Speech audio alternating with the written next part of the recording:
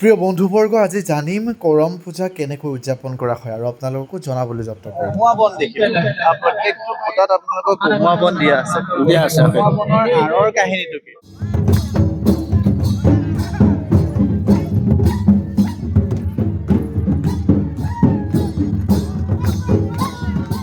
এয়া পিছে আমাৰ হাতত কি দিছে জানিবলৈ হ'লে সম্পূৰ্ণ ভিডিঅ'টো চাব। নমস্কাৰ, মই ৰাজীৱ শৰ্মাই আপোনালোকক নতুন এটা ভিডিঅ'লৈ স্বাগতম জনাইছোঁ। যিসকল শ্ৰোতা দৰ্শকে আজি চাই আছে, মই এটা নতুন অভিজ্ঞতা লভিবলৈ গৈ আছোঁ আৰু আপোনালোকো সাক্ষী হ'ব চাগে। যিসকলে নাজানে তেওঁলোকৰ বাবে আজি ভিডিঅ'টো বিশেষ, আপোনালোকে শেষলৈকে চাবলৈ যত্ন কৰিব।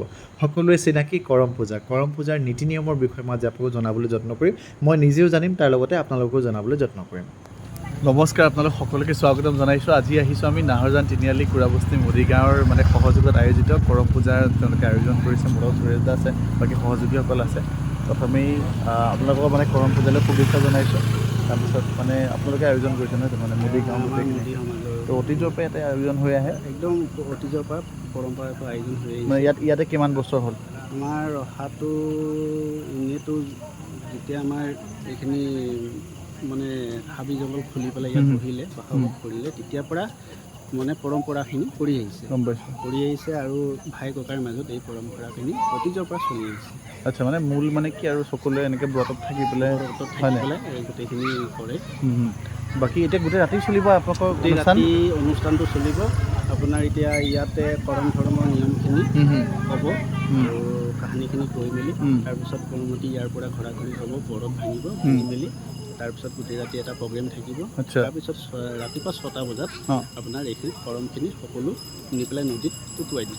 ঠিক আছে, আমি এজন অভিজ্ঞ মানুহৰ পৰা জানিম মোক কিয় এইবোৰ ব্ৰত ৰখা হয়, কি কথা, ইয়াৰ পৰা কি লাভ হয়। তো সুৰেশদা এজন মানুহৰ লগত মোক লগ কৰাই দিব। বাকী আপোনালোকো জনাবলৈ যত্ন কৰিম যে আচলতে কৰম পূজাৰ মূল উদ্দেশ্য কি বা তেওঁলোকে কেনেকৈ উপাসনা কৰে, সকলোখিনি আপোনালোক জনাবলৈ যত্ন কৰি আছোঁ। আচলতে অসমত 3টা সময়ত কৰমৰ উৎসৱ আয়োজন কৰা হয়। ভাদ, আহিন আৰু আঘোণ মাহত কৰমৰ পূজা পালন কৰা হয়। ক'ৰবাত কোনোবাই 3 দিন পাতে, ক'ৰবাত 5 দিন আৰু কোনোবাই 7 দিনলৈকে পালন কৰে।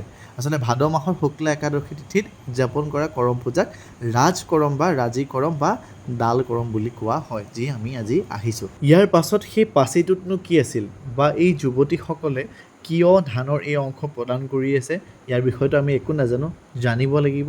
আজি জানিবলৈ আহিছোঁ আৰু যিসকলে নাজানে মোৰ বন্ধুৰ তালিকাত থকা তেওঁলোকক জনাবলৈ আহিছোঁ। কৰম পূজাৰ বিষয়ে, পৰম্পৰাৰ বিষয়ে আমি জনাত কোনো বাধা নাই আৰু যিসকলে নাজানে তেওঁলোকে ভিডিঅ'টো অন্তিম মুহূৰ্তলৈকে চাব আৰু সুৰেশ দা আছে, সুৰেশ দাই জনা অভিজ্ঞতাখিনিৰ পৰা আপোনালোক সকলো ক'ব। প্ৰথম আমি জানিব বিচাৰিছোঁ যে এই আমাক এয়া কি হয়? আমাৰ ধান খুল বুলি কয়। ধান খুল এয়া সকলোকে দিয়া হয়। সকলোকে দিয়া হয়। এতিয়া এয়া কি কৰিম আমি? আমাৰ ইয়াত প্ৰতিটো কৰ্মতি বৰত থকা ধান ফুল কাটি আনিছে। সেই ধান ফুলখিনি প্ৰতিটো কৰমৰ এটা কাহিনী ক'ব। সেই কাহিনীটোৰ প্ৰতিটো কাহিনীৰ এটা এটা ভাগ থাকিব। সেই ভাগটোতে কৰ্মতি ফুল ফেকো বুলি ক'লে তেতিয়া ইয়াৰ এটা পেলাই দিব লাগিব। পেলাব লাগিব ন? পেলাব লাগিব, একেবাৰে নহয়, এটা এটাকৈ। তাৰপিছত প্ৰতিটো কাহিনী আপোনাৰ সেই সময় সেনেকুৱাতে প্ৰতিটো ভাগে ভাগে পেলাই পেলাই দি থাকিব সেই হিচাপে। সুৰেশ দাক সুধিব বিচাৰিছোঁ, এই পাচিত দেখিছোঁ যে কিবা বননি টাইপ উঠি আছে, তো সেইখিনি কি হয় বা তেওঁলোকে কেনেকৈ এই যে 5 দিন নিয়ম কৰে, গোটেই কথাখিনি কওকচোন। এই পাচিটোত আছে আমাৰ মুং আছে, এই মগু বুলি কয়। এইটো আপোনাৰ 5 দিন যেতিয়া 5 দিনৰ আগত গৈ পেলাই আপোনাৰ কি হয়, নদীৰ পৰা বালি তুলি পেলাই আৰু পানী তুলি পেলাই এই মুংখিনি তাতে বালিত পাচিটোত ধুনীয়াকৈ বালি দি পেলাই আপোনাৰ মুংখিনি দি দিয়ে। দি দিয়াৰ পিছত প্ৰতিটো কৰ্মতি বৰত থাকি আপোনাৰ সেই কৰ্মতিখিনি প্ৰতিটো গায়ে প্ৰতি এটা খুঁটি মাৰে, নিজৰ হিচাপে খুঁটি মাৰে। সেই খুঁটিখিনিয়ে প্ৰতিটো এটা ডেইলি 5 দিনৰ নেক্সট দিনাখন আহি পেলাই আপোনাৰ ৰাতিপুৱা টাইমটোত পানী দিয়ে। সেই যোনটো পানী তুলি আনে সেইটো পানী দিব। তাৰপিছত হালধি পানী বুলি কয়, হালধি পানী দিব। দি পেলাই নেক্সট সেইখিনি পালন কৰে। তাৰ ভিতৰতো প্ৰতিটো যদি খুঁটি আছে, সেই খুঁটিটোত যদি এঠৰ কিবা ভুল হয়, বৰত খাটি থাকে, ভুল হ'লে তেতিয়া তাত পৰিমাণ দিয়ে। পৰিমাণ মানে আপোনাৰ যদি চুলি ফনিয়াই দিয়ে, চুলি বাছ খাই যাব, চেনি খালে আপোনাৰ মানে পৰুৱা ঘূৰিব সেইটো খুঁটিটো জেগাত, আৰু আপোনাৰ শোৱা খেলি মেলি কৰিলে আপোনাৰ সেই খুঁটিটো জেগাত মানে এই আপোনাৰ মুংটোৱে কি কয় যোনটো গছ সেইটোৰপৰা নুঠে, সেই বাঢ়ি নাযায় আৰু মানে সেই জেগাটোত মানে কিবা নোলায়।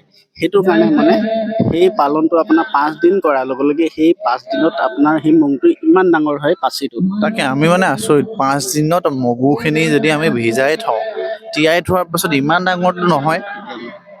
সেইটো ইয়াত মানে ভক্তি কথাও আছে। ভক্তিৰ কথা আছে, এইখিনি পালন কৰে। সেই পালনটোৰ কাৰণে বৰ্তমান সি ইমানটোত এটা ভক্তি হিচাপে সেইটো ইমান ডাঙৰ হয়। মানে আৰু আপুনি কি কৈছিলে 7 দিন কৰিলে আৰু ডাঙৰ হয় ন? 7 দিন কৰিলে আপোনাৰ যেনে নহ'লেও মানে 1 ফুট ওচৰা-ওচৰি সিমান হৈ যায়।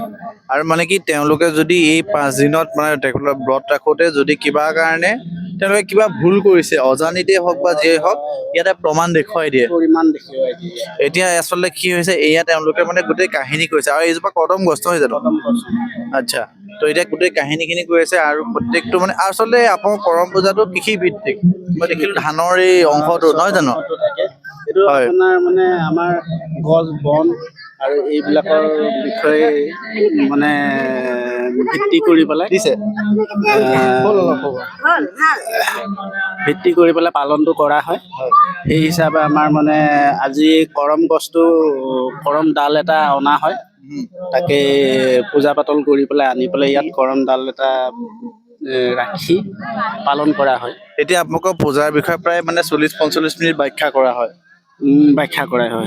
চ' 1 ঘণ্টা ওচৰা-ওচৰি 1 ঘণ্টা লাগে আৰু তাৰ পাছতে আপোনাৰ ঝুমুৰ এটা হ'ব, সেইটো পাৰম্পৰিক নৃত্য এটা হ'ব। সেইটো হৈ গ'ল আপোনাৰ কৰমৰ কাৰণে, সেইটো ঝুমুৰ হ'ব। আৰু আপুনি কৈছিলে যে ঝুমুৰৰ মাজত মানে কিবা কাৰণে গোসাঁনী উঠাও দেখা যায়। কৰম ধৰম আহি যায়, কৰম ধৰম আহে। সেইটো ভাই ভনীৰ মাজত যোনটো কৰম পাতে, তাৰ মাজত যদি কিবা ভুল চুল হয়, তেতিয়া কৰমে আহি পেলাই সেইটো বস্তু দেখুৱাই দিয়ে বা কৈ দিয়ে যে এনেকুৱা ক'ৰবাত ভুল হৈছে বা সেইখিনি সেনেকুৱা আৰু। ঠিক আছে প্ৰিয় দৰ্শকসকল, আমি যিমান দূৰ পাৰোঁ নিয়মৰ বিষয়ে দেখাবলৈ যত্ন কৰিছোঁ, আৰু সুৰেশ দাই যিমান পাৰে তেওঁৰ আচলতে জনাখিনিৰ মাজৰ পৰাহে কৈছে। কিবা কাৰণত যদি ভুল হৈছে আপোনালোকে নিজৰ বুলি ভাবি শুধৰাই ল'ব, সমালোচনা কৰিব নালাগে। আচলতে তেওঁ যি দেখি আহিছে তাৰ মানে চকুৰ আধাৰতে তেওঁ গোটেইখিনি কথা কৈ আছে। বাকী কি পৰম্পৰা হয়, কেনেকৈ তেওঁলোকে পাৰম্পৰিক ঝুমুৰ নৃত্য মানে পৰিৱেশন কৰে, সকলো আপোনাক দেখুৱাবলৈ যত্ন কৰি আছোঁ। আচলতে আমি চেষ্টা কৰি আছোঁ কৰমৰ লগত জড়িত প্ৰত্যেকটো নীতি নিয়মৰ বিষয়ে অকণমান জানিবলৈ, যিহেতু ময়ো নতুন, মই নাজানো, প্ৰথমবাৰ আহিছোঁ। আৰু সুৰেশ দাই গোটেই কথাখিনি কৈ আছে, আমি ঘূৰি ঘূৰি কথা পাতিম যে এই কহুৱা বন দেখিলে প্ৰত্যেকটো খুঁটাত আপোনালোকৰ কহুৱা বন দিয়া আছে। কহুৱা বনৰ আঁৰৰ কাহিনীটো কি? আপোনাৰ এই কহুৱা বনটো আমাৰ ভাষাত কাচি বন বুলি কয়। এই গাচি বনটো যেতিয়া ফুলা হয়, এই ফুলাৰ লগে লগে ঘৈণীয়েকে গান এটা গাব, কাচি ফুলটো উচাই পেলাই মানে গানটোত গাব, কাচি ফুটালে মানে সেই হিচাপে গানটো গাব। ককায়েকে আহিব নিবলৈ আহিব, মোক কাচি বন ফুটিলে, সেই হিচাপে আপোনাক মানে ককায়েকে আহিব নিবলৈ। সি আশা কৰি থাকিব যে মোক কৰম কৰাবলৈ ককায়েকে আহিব কৰম কৰাবলৈ। সেই বিয়া হৈ গুচি যোৱাৰ পিছত সেই গানটো সি মানে এনেকুৱা গায়, কাচি ফুলটো ফুলিলে গায়। তেতিয়া কৰমটো আমাৰ, তেতিয়া কৰম পূজা মানে পৰম্পৰাটো পালন কৰা হয়। মানে প্ৰত্যেকটো বস্তুৰ লগত আচলতে এটা কাহিনী আছে কিন্তু মানে এনেই অহা নাই প্ৰত্যেকটো বস্তু এনেই মানে কোনোবাই ভাবিব পাৰে যে ইয়াত কহুৱা বন তেওঁলোকে ডেক'ৰেশ্যনৰ কাৰণে সজাবলৈ লগাইছে, কিন্তু তেনেকুৱা কথা নহয়। ইয়াতো মানে ইয়াৰ আঁৰতো মানে বহুত পৰম্পৰাৰ কথা জড়িত হৈ আছে। এয়া আছিল সুৰেশ দা, যি নীতি নিয়মৰ কথা কৈ আছিল। মাজে মাজে ভাগৰ লাগে কাৰণে অকণমান বহি লওঁহি। এতিয়া তেওঁলোকৰ আৰম্ভ হৈছে কৰম নৃত্য, পাৰম্পৰিক তেওঁলোকৰ কৰম নৃত্য আৰম্ভ হৈছে। সকলোৱে নিজৰ উপাসনাৰ বস্তু লৈ পেলাই তেওঁলোকে নৃত্য কৰিবলৈ আৰম্ভ কৰিছে। তাৰপিছতে সমজুৱাকৈ তেওঁলোকে নৃত্য প্ৰদৰ্শন কৰিব। তাৰপিছত নিজৰ নিজৰ ব্ৰত ভাঙিব, ৰাতিটো তেওঁলোকে ফূৰ্তি কৰে। তাৰপিছতে ৰাতিপুৱাৰ ভাগলৈ গোটেই বয় বস্তুখিনি আচলতে উটুৱাই দি পেলাই তেওঁলোকৰ মানে এই কাৰ্যখিনি যৱনিকা পৰে। এই গোটেই কথাখিনি মই শুনাৰ আধাৰত কৈ আছোঁ। মোৰ যদি কওঁতে কিবা কাৰণে ভুল হৈছে আপোনালোক সকলো সকলোৱে ক্ষমা কৰি দিব। তাৰপিছত তেওঁলোকৰ মাজৰে এজন দেও বুলি কৈছোঁ বা পুৰোহিত যি শব্দই নহওক তেওঁলোকৰ যোনে অনুষ্ঠানভাগ চলায় তেওঁ সম্পূৰ্ণৰূপে সাজু হয়, কাৰণ যিহেতু তেওঁৰ আধাৰতে গোটেই অনুষ্ঠানটো চলি আছে। তেওঁৰ গালৈ কৰম আহে ধৰম আহে বুলি তেওঁলোকে বিশ্বাস কৰে আৰু তেওঁ দেখিছে, মই আপোনালোকক দেখুৱাইছোঁ, তেওঁ হাতযোৰ কৰি গোটেই বস্তুটোৰ ক্ষেত্ৰত তেওঁ মানে সোমাই গৈছে। তাৰপিছত মই যে কৈছিলোঁ বিভিন্ন ধৰণৰ গালৈ তেওঁৰ আৱিৰ্ভাৱ হয়, তেওঁ মানে আহে আৰু অহাৰ পাছত পৰিস্থিতিখিনি এয়া বিচিত্ৰ লীলা আজি প্ৰথমবাৰ দেখিছোঁ, নিজে সাক্ষী হৈছোঁ। তাৰপিছত এখন প্ৰতিচ্ছবি আপোনালোকক দেখুৱাই আছোঁ, এইজন দাদাক দেখুৱাই আছোঁ আপোনালোকক, যিজনৰ গাত অলপ আগত কৰম আহিছিল বা ধৰম আহিছিল বুলি বিশ্বাস কৰিছিল। এতিয়াতে কিন্তু তেওঁ সম্পূৰ্ণ সুস্থ, তেওঁ নাজানেও কিছু মুহূৰ্তৰ আগত তেওঁৰ লগত কি ঘটি গৈছিল। এইখিনিৰ বিষয়ে জনাসকলে জানে, নজনাসকলে চাগে আজি প্ৰথম দেখিছে আৰু মোৰো প্ৰথমেই অভিজ্ঞতা দেখি জানি আচলতে ভাল লাগিছে। তাৰপাছতে আপোনালোকক দেখুৱাইছোঁ এই যে যুৱতীসকলে 5টা দিন ইমান ব্ৰতত থাকি ইমান নিয়মত থাকি তেওঁলোকে এই মগুখিনিক সদায় পানী ছটিয়াইছিলে। এই মগুখিনি আচলতে আজি শুদ্ধতা নিৰূপণ কৰা হৈছে, মানে শুদ্ধতা এনেকৈ যে তেওঁলোকে সেইখিনি কৰোঁতে গোটেই নীতি নিয়ম মানুহতে কিবা কাৰণে কিবা ভুল কৰিছিল নেকি, যদি ভুল কৰিছিল তেওঁৰ গাত আচলতে কৰম বা ধৰম আহি গোটেই কথাখিনি বৰ্ণনা কৰিব যে তেওঁলোকে ক'ত ভুল কৰিছে বা ভুল হৈছে বা নাই। আচলতে মাজতে তেওঁৰ গাত আচলতে কৰম বা ধৰম অহাৰ পাছত তেওঁ এনেকৈ পৰি গৈছে। এই দৃশ্যবোৰ মোৰ কাৰণে একেবাৰে নতুন, মই যদি কওঁতে ভুল হৈছে, উপস্থাপন কৰোঁতে ভুল হৈছে আপোনালোকে ক্ষমা কৰিব।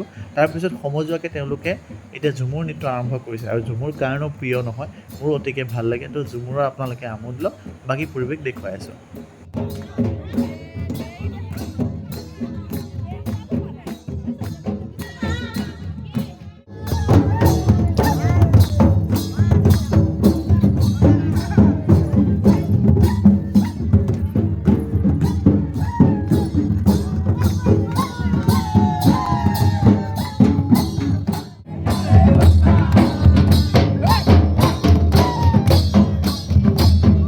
এয়া চলি আছে তেওঁলোকৰ পাৰম্পৰিক ঝুমুৰ নৃত্য। হাঁহি হাঁহি ময়ো আনন্দ ল'লোঁ, মোকো মাতিলে, নাচিব নাজানো কাৰণে ইমান আগ্ৰহ প্ৰকাশ কৰা নাই, তথাপিও এয়া হ'ল সামগ্ৰিক দৰ্শকসকল। তাৰপাছতে মোৰ চিনাকি মানুহ কেইজনমান আছে, ডাইৰেক্ট মাইকটো দি দিওঁ, কি কয় চাওঁ। খুব নাচিছে, খুব নাচিছে, নকবা আৰু দেই, নমস্কাৰ। নকয় দেই একো এতিয়া, খুব নাচিছে পুৰা।